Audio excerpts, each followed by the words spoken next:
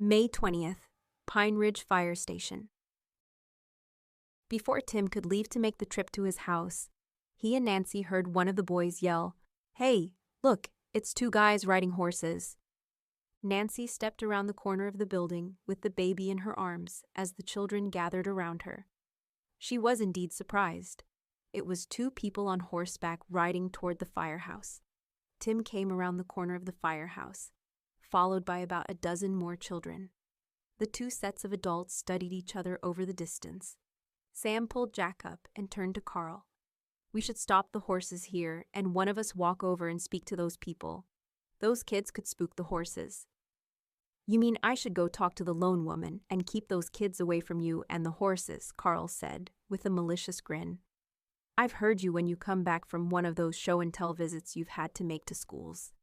You know, not all kids are brats. So here's what I'll do. You go talk with the woman, I'll stay with the horses.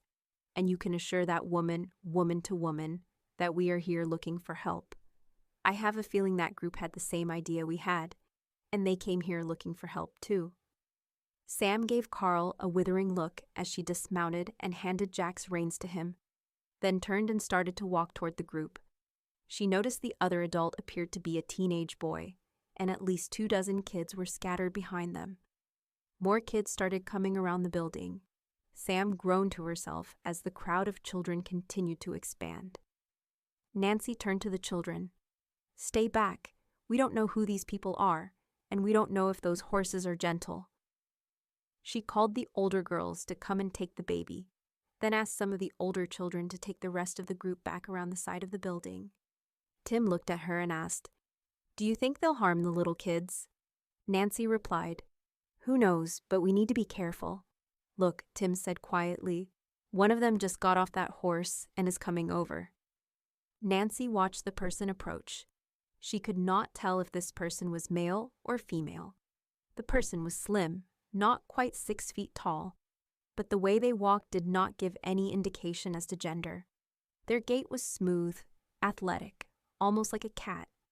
Both people were dressed in jeans and work coats. The one walking toward them wore a cowboy hat pulled forward, shading the face enough that Nancy couldn't see it. The other person, staying with the horses, wore a plain baseball cap.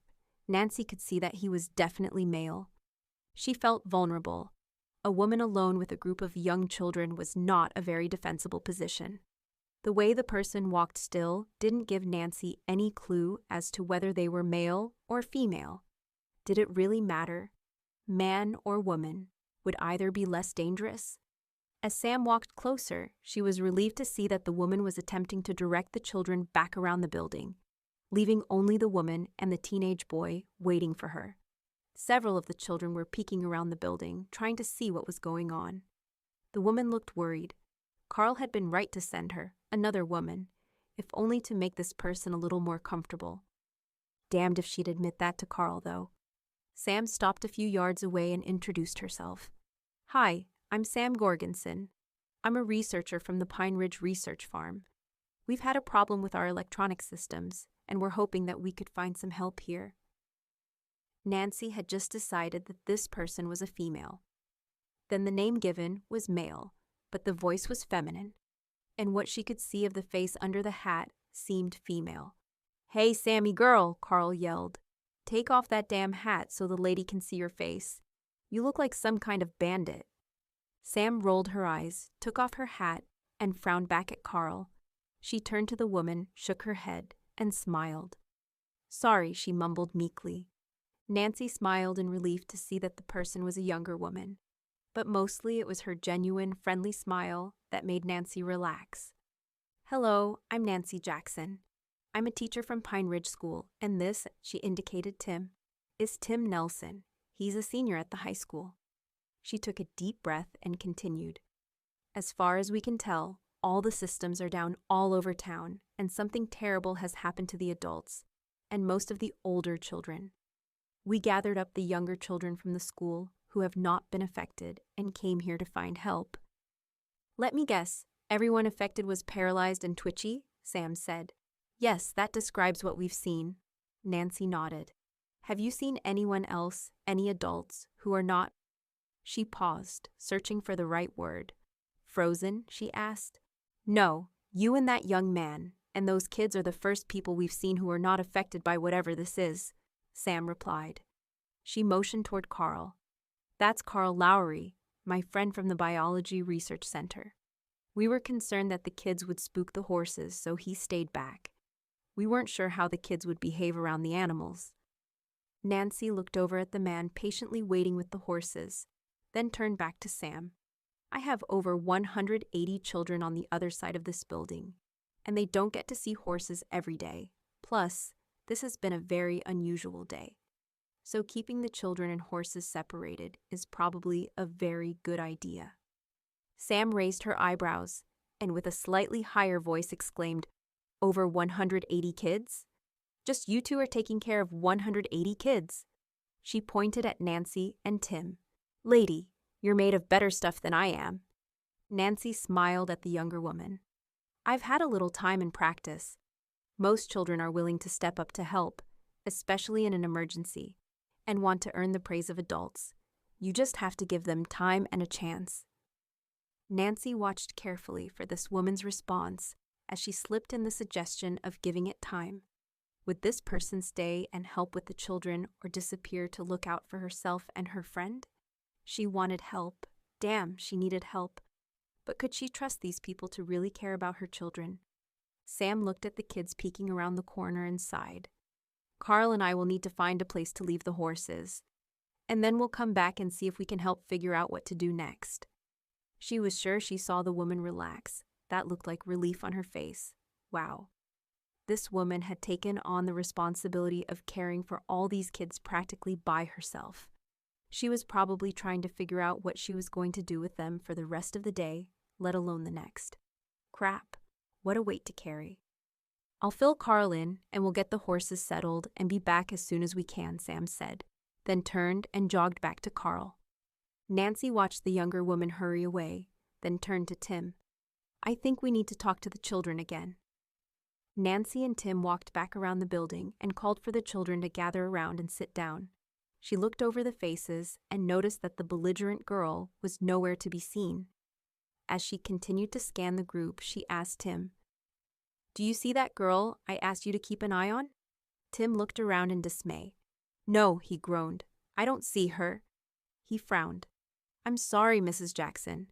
I came around to see those two people. I thought you might need help. She must have taken off when I wasn't watching." He looked abashed. "I'm sorry." "Tim," Nancy said apologetically, "I can't watch this many children all at one time. And I'm trained to, and neither can you. It's not your fault. Plus, that girl was absolutely determined to take off and do what she wanted. I'll see if I can talk to the other girls and find out where she lives. Then go find her. But right now, we need to talk to the rest of the children first. We just can't put this off any longer. The children have seen what's going on, and it's time they know just how serious the problem is. They'll need to cooperate because we'll have to come up with a plan for tonight, and who knows how long." Nancy watched Tim's face as he, too, finally grasped the gravity of their situation. "I keep thinking that everyone will just snap out of this any minute," he said, looking at Nancy in horror. "If all these people don't snap out of this in a day or two." He left his thought unfinished. Tim thought he saw tears in Nancy's eyes as she met his gaze and just nodded. "Yes, in a couple of days, we may be the only people left to care for all these children." Nancy had avoided this long enough and decided that it was now time. She turned and looked around at the children. The children's eyes were on Nancy. They already knew the situation was serious, but Nancy carefully explained most of what she and Tim had seen in the school. She did not go into the grimmest details and tried to make the explanation as clinical as possible. She told them about going into the houses across the street and how she found the baby. As she expected, the youngest children were confused or frightened, and many started to ask about their own families. Nancy had prepared a plan.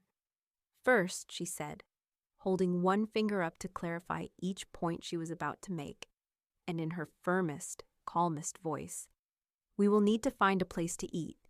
We can't go back to school, and these homes are too small for all of us. We need to find a place with enough food and room for all of us to at least eat supper.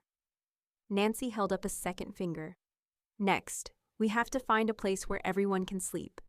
The two people who just rode in on the horses said they would come back and help us, so there will be 2 more adults to help all of us.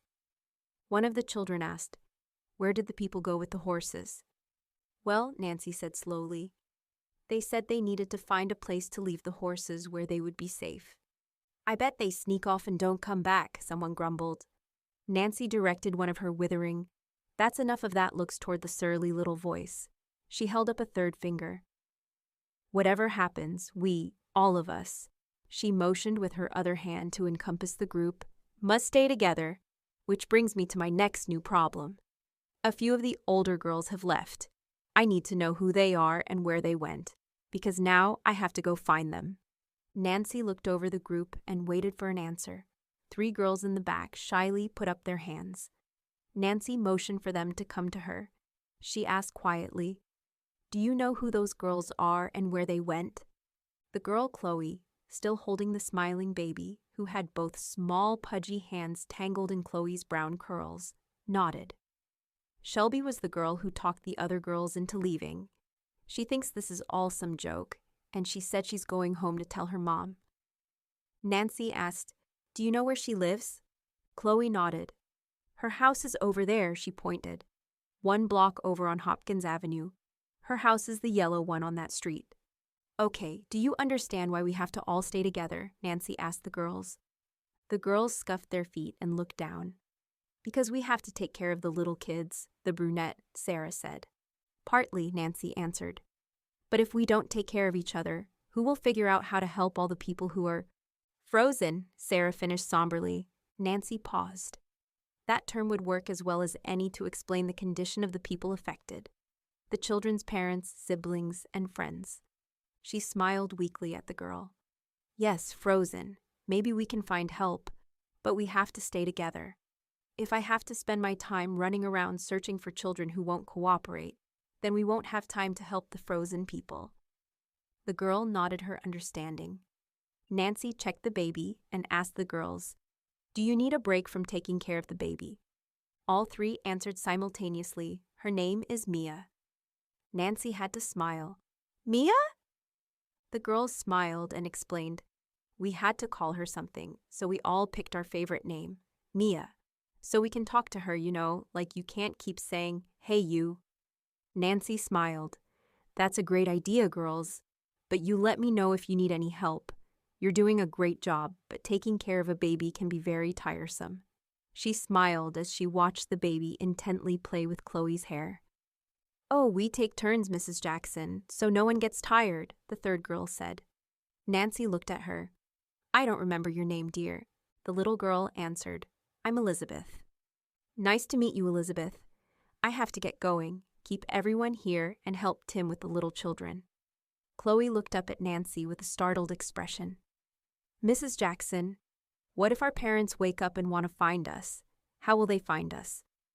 Nancy nodded. "That's a good question. That's another reason we have to stay together. It will take all of us to figure out how to solve each problem. And in some cases, just see what problems need to be solved. I want you girls to think up some possible solutions for that problem. I'm going to go get those girls and bring them back." Nancy turned to Tim, who had been listening to the entire exchange. "Well, you're in charge again," she said, with a weak smile. "Sorry." Tim just grinned and nodded. "As soon as I get back, we need to think about feeding this horde of children. See if anyone has any ideas. And if those 2 people get back before I do, just tell them I went to the little girl's room.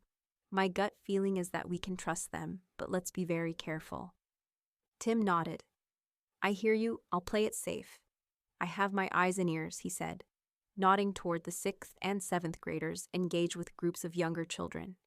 Nancy turned and hurried off down the street posted as Hopkins Avenue,